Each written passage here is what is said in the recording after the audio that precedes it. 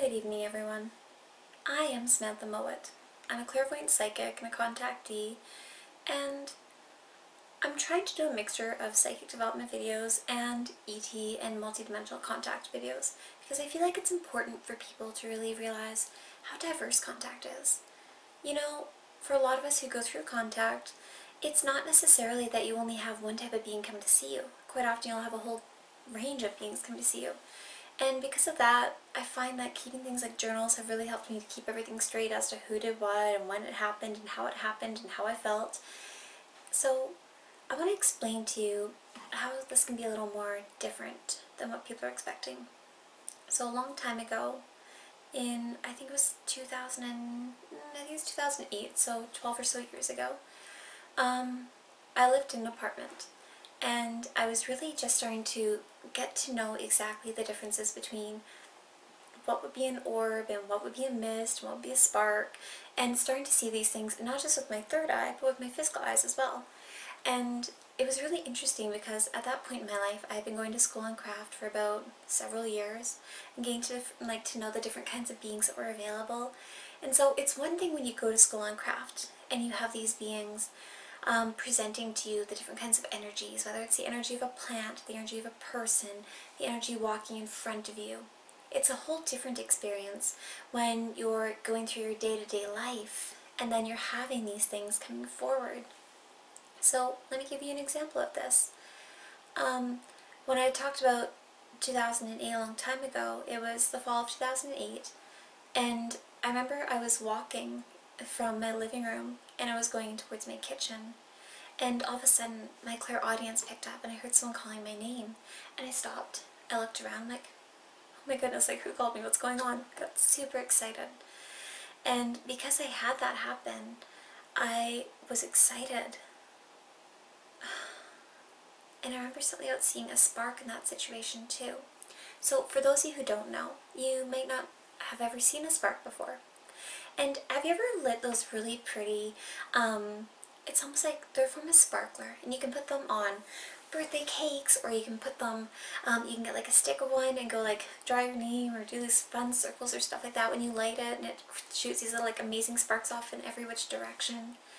And if you ever have one of those and you see one of those little like sparks go off to the side, a spark of energy looks very similar. And roughly what that is it's just a being, a multi-dimensional being, that is crossing your field of vision, and you're seeing the energy of them. Now, this differs from something like an orb, because an orb is very round and clear and, well, sometimes they're opaque, but I mean it's a very distinctive type shape. Whereas something like a mist can be completely different. If you see like a mass of energy, it can be sometimes like somewhat of a unified shape. Sometimes it's kind of like bigger at one end and smaller at the other and kind of like oblongy and weird looking. And so what really was difficult for me at that time was paying attention to exactly the kind of energy I had seen and the shape of it and the color of it, taking note of its texture and density. That was all very important for me to do back then. And I'm glad I took the time to do it then and to do it on a more conscious level, because it makes things easier for me today. Because if I see something now, I'm like, okay, clear little purple spark, not a big deal. Or, oh, okay, opaque energy passing through.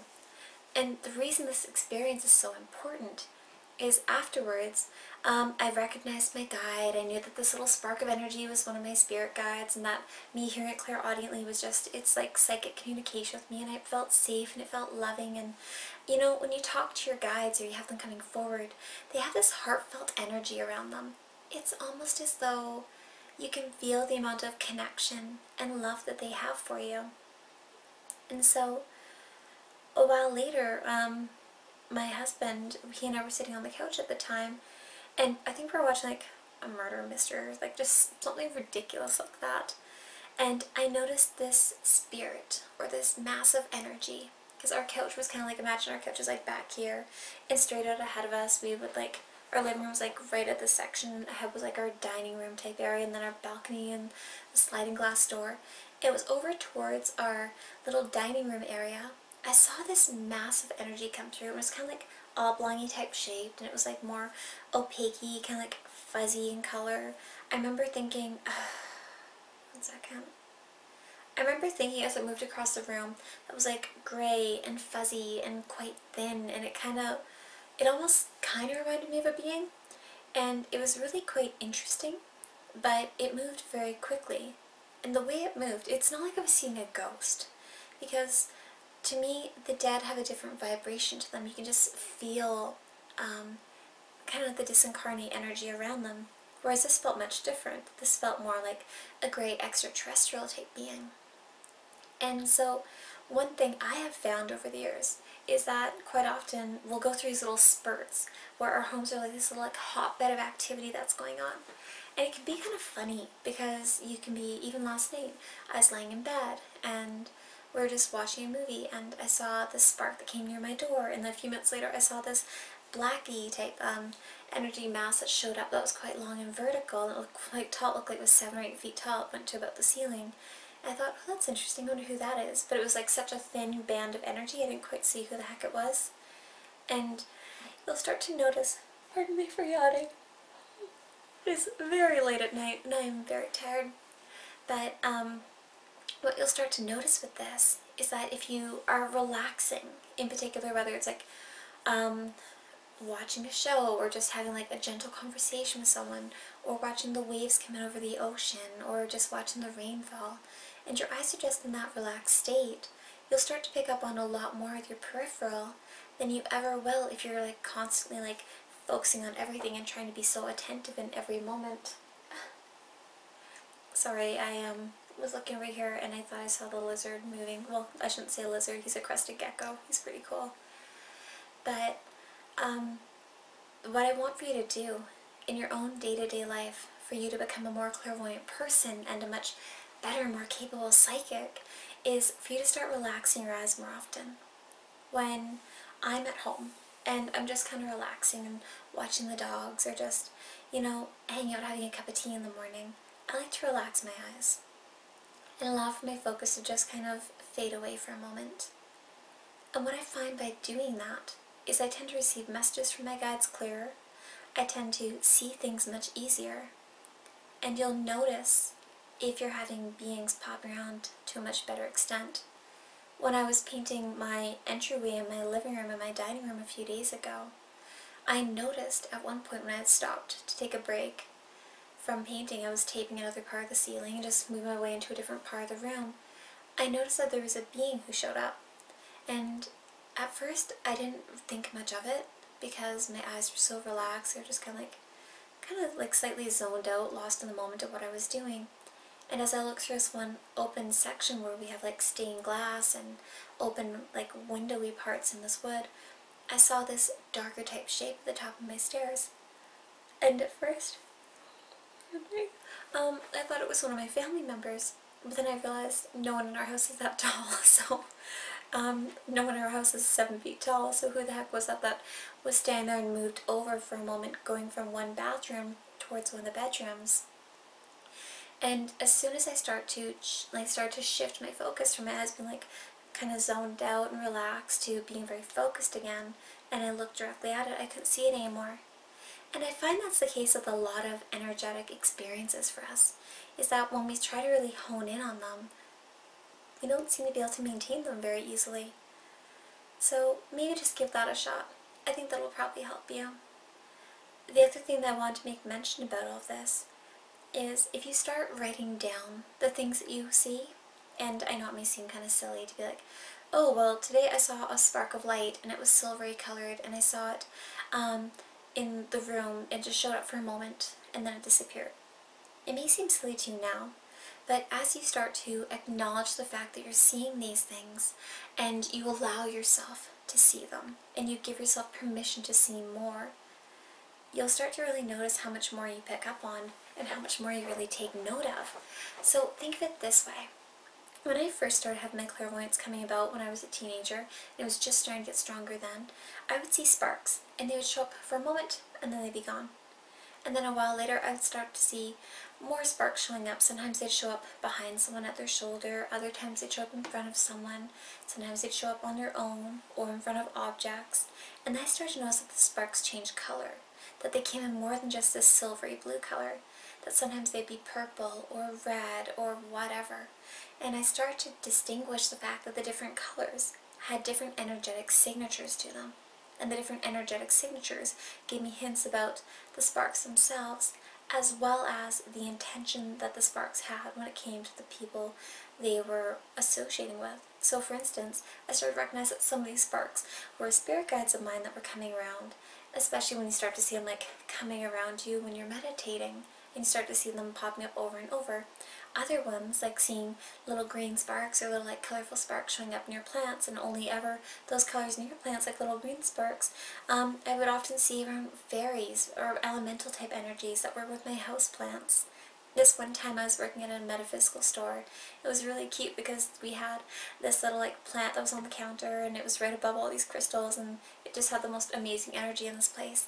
And I remember when I looked over at the plant, I kept seeing these cute little, like, greeny colored sparks that were just like swirling and going about and popping all over the place. And they only did that near the plant. It took me a while to realize, oh my goodness, those are little elemental beings that are right there. They're just so excited for the energy and just so happy to be right there. And so I started noticing that those type of energies show up a fair bit in nature and gardens, but you have to invite those energies in. You have to allow for them to join the space and to feel safe and protected to be there as well. Otherwise, you'll just really find them out in nature and parks where quite often a lot of people don't necessarily go to. Whereas other ones that I've seen, like if I see a spark in someone's aura, and if it shows up like, let's say, a little bit of a spark on the outer section of an aura, it can be an indication of a child that wants to be born, or a child who was miscarried or aborted. And that's completely fine. It just means there's a soul that has taken an interest in that person and would consider having them as a parent in the future. Whereas other sparks you could see, like let's say someone has a spark that's like a darker color that kind of shows up behind them, sometimes it could be an indication of that person having like a lower astral entity connected on their aura, be it a deceased person that hasn't necessarily crossed over, or an entity that's feeding off them and partially controlling them like a parasite type thing. So there are a lot of aspects in which this is important to really pay attention to, but I don't think a lot of people really come to realize that yet. And in order for you to start seeing this and to get a better idea for yourself, you do need to start paying attention to the things that you're seeing and to start making your own records of it. So you can be like, hey, I noticed this spark behind this person. Like let's say you see a black spark behind someone, and it could be someone that you've known for only a few weeks or a few months, and you could find out later that that person has struggled with addiction. Well, that could be an indication with that black spark that's around addiction, especially if you encounter 5 or 6 people who all have that same characteristic or lifestyle tendency, and they all have the same color spark going on.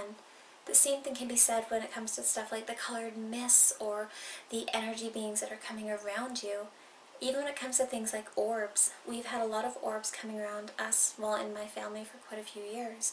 And so when I have orbs coming around my property, I like to take note of, okay, well, what color is the orb? Is this associated with extraterrestrials and multidimensionals?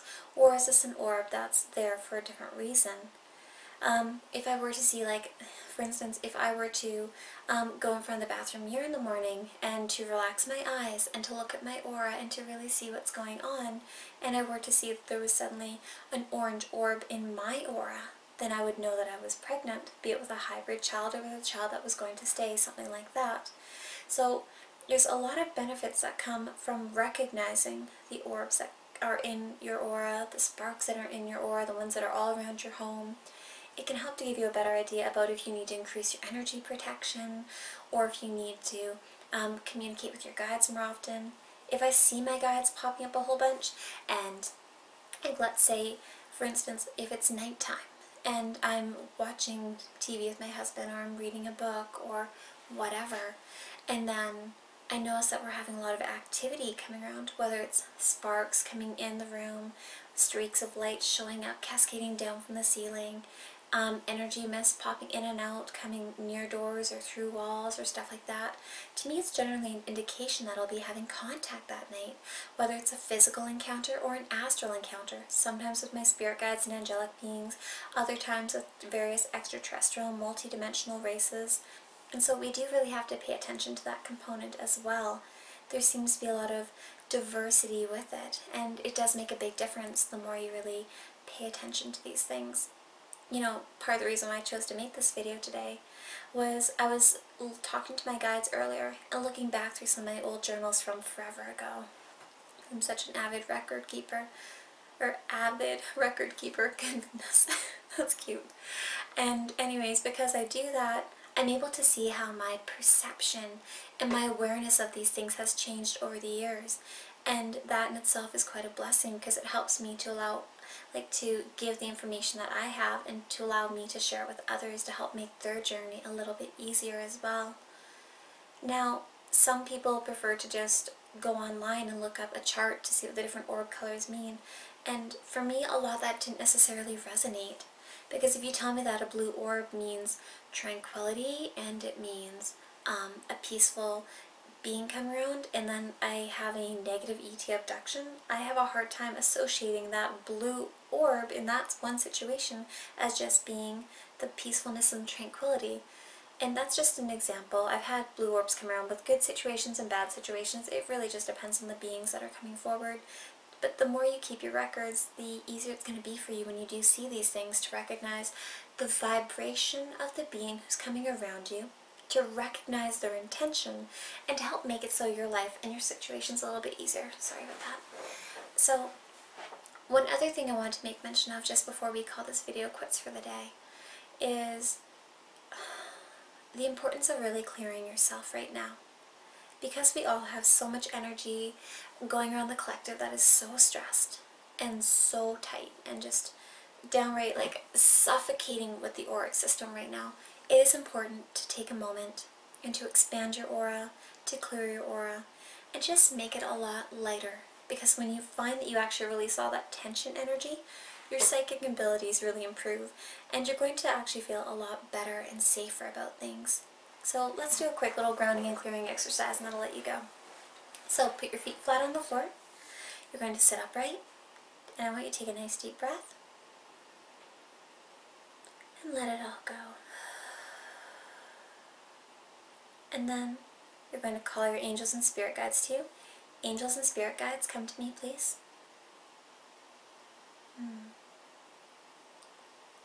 And now we're going to ask the angels and the spirit guides to go through an array of colors over us.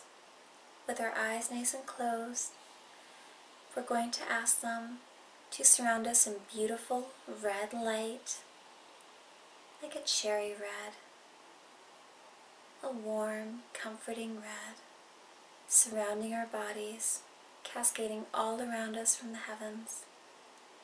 And as that red touches every part of your body and surrounds you in a warm, safe column of light, see it slowly transform to being orange.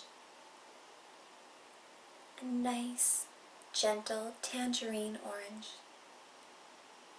As the orange transforms around the body, feel its warmth and its comfort. And as you're taking a nice deep breath, release the energy of the red and the orange.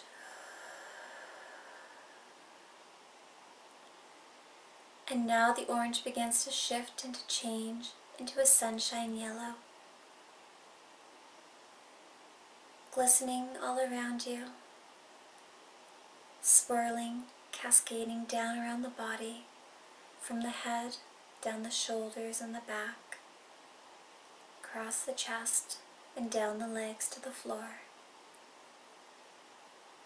And as that yellow goes over top of you and down the body, see it start to swirl and to shift and to slowly change to a soft yellowy green and then a deeper green, moving all of that energy down from the top of your head, down your body, and into the earth.